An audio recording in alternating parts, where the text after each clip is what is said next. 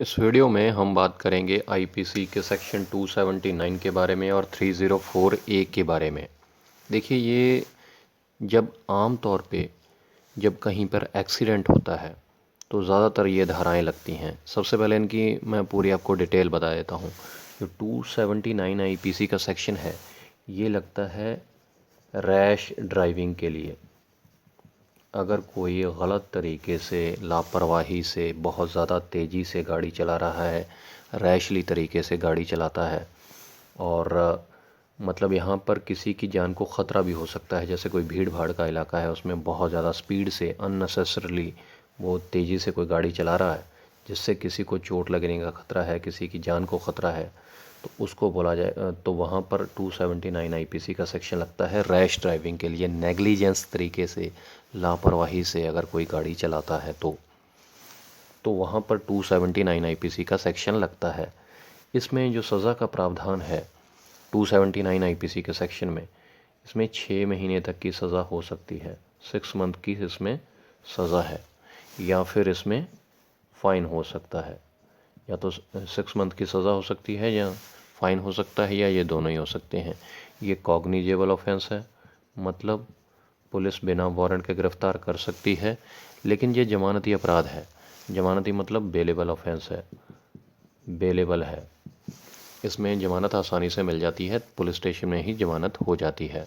और जेएमआईसी की अदालत में ये ट्रायल चलता है। जो जूनियर मजिस्ट्रेट फर्स्ट क्लास होते हैं, उनकी अदालत में ये ट्रायल चलता है। तो ये तो हो गई 279 आईपीसी का सेक्शन, जब कोई रैश तरीके से ड्राइविंग चलाता है, अंधाधुंध तरीके से गाड़ी चलाता है। जैसे आपने देखा होगा, लहरा लहरा के कई लोग बाइक चलाते हैं या गाड़ी ऐसे चलाते हैं, तो बहुत गलत तरीके से गाड़ी चलाना जिससे किसी की जान को ख़तरा हो, तो रैश ड्राइविंग बोला जाएगा, 279 आईपीसी का सेक्शन लगेगा। ये तो हो गई बात 279 आईपीसी के सेक्शन की। 279 आईपीसी के साथ ज़्यादातर 304 ए आईपीसी का सेक्शन भी लगा होता है, जो एफआईआर होती है। 304 ए आईपीसी का सेक्शन कब लगता है?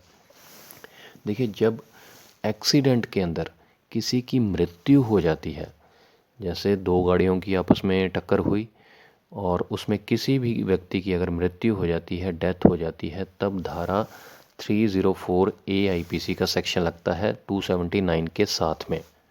304 ए आईपीसी का सेक्शन कब लगाया जाता है? ये स्पेशली ड्राइविंग के लिए नहीं है, लेकिन ज़्यादातर ड्राइविंग वाले केसेस में ही लगता है।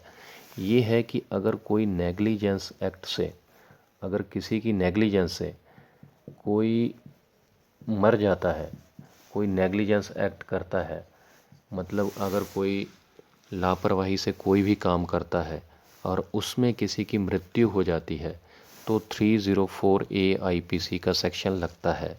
यह ज़रूरी नहीं है कि सिर्फ ड्राइविंग में ही लगे ये। अगर कोई वैसे भी कोई नेग्लिजेंस एक्ट करता है, लापरवाही से कोई भी एक्ट करता है और उसमें किसी की मृत्यु हो जाती है, तो भी 304 ए आईपीसी का सेक्शन लग सकता है। लेकिन ज़्यादातर मामलों में ये ड्राइविंग के अंदर ही लगता है कि जब कोई टक्कर हो जाती है, एक्सीडेंट हो जाता है रोड पर और उसमें किसी की मृत्यु हो जाती है, तो 304 ए आईपीसी का सेक्शन लगता है। इसकी एग्जांपल मैं आपको दे देता हूँ। ड्राइविंग के अलावा मान के चलिए कोई मदर है और बहुत गरीब है वो, उसके पास एक छोटा बच्चा है जिसका पालन पोषण वो नहीं कर पा रही है। तो उसने क्या किया कि उस बच्चे को रोड पर छोड़ दिया, कि उसने सोचा कि चलो यहाँ से कोई भी उसको कोई ना कोई उठा कर ले जाएगा, और वो वहाँ से चली गई। हालांकि उसकी इंटेंशन नहीं है अपने बच्चे को मारने की, ना ही उसको ये नॉलेज है कि उसका बच्चा यहाँ पे मर भी सकता है, क्योंकि उसने ये सोचा, इस तरीके से सोचा कि कोई ना कोई इस छोटे बच्चे पर तरस खा के उसको अपने साथ ले जाएगा या किसी आश्रम वगैरह में छोड़ देगा, और वो गरीब औरत वहाँ से चली जाती है। और अगर वो बच्चा वहाँ पर भूख से मर जाता है या किसी भी तरीके से मर जाता है, तो इसको क्या माना जाएगा? उस औरत की, उस मदर की नेग्लिजेंस माना जाएगा। तो नेग्लिजेंस एक्ट के तहत उस पर धारा 304 ए आईपीसी का सेक्शन लगेगा। तो इसी तरीके से नेग्लिजेंस एक्ट के लिए 304 ए आईपीसी का सेक्शन लगता है। अगर कोई एक्सीडेंट होता है, कोई रैशली तरीके से ड्राइविंग करता है, तो 279 आईपीसी का सेक्शन लगता है। और उस रैशली ड्राइविंग में अगर एक्सीडेंट हो जाता है और एक्सीडेंट में किसी की मृत्यु हो जाती है, तो फिर 304 ए आईपीसी का सेक्शन लगता है, जब नेग्लिजेंस एक्ट से किसी की डेथ हो जाती है, किसी की मृत्यु हो जाती है। तो इसमें अब सज़ा का प्रावधान देख लेते हैं 304 AIPC के अंदर। इसमें देखिए 2 साल तक की सज़ा का प्रावधान है, 2 इयर्स की इसमें पनिशमेंट हो सकती है। 279 IPC में 6 महीने की सज़ा है, इसमें 2 साल तक की सज़ा है, या फिर फ़ाइन है, और या फिर ये दोनों ही हो सकते हैं। ये भी जो है बेलेबल ऑफेंस है, इसकी ज़मानत भी जो है पुलिस स्टेशन में हो जाती है, और कॉग्निजेबल ऑफेंस ये भी, मतलब पुलिस बिना वारंट के गिरफ्तार कर लेगी। और लोअर कोर्ट में जो JMIC होते हैं, जूनियर मजिस्ट्रेट फर्स्ट क्लास, उनकी अदालत में इसका ट्रायल चलता है, केस चलता है। जो प्रोसीडिंग है वो JMIC की अदालत में चलेंगी। ये नॉन कंपाउंडेबल हैं दोनों ही, मतलब ये दोनों ही गैर समझौतावादी हैं, इनमें समझौता नहीं किया जा सकता। तो 279 IPC और 304 AIPC ज़्यादातर एक साथ लगते हैं अगर एक्सीडेंट में किसी की डेथ हो जाती है। तो उम्मीद करता हूँ आपको क्लियर हो गया होगा 279 IPC का सेक्शन और 304 AIPC का सेक्शन। अगर अभी भी कोई कन्फ्यूजन है तो प्लीज़ कमेंट बॉक्स में जाके आप कमेंट कर सकते हैं।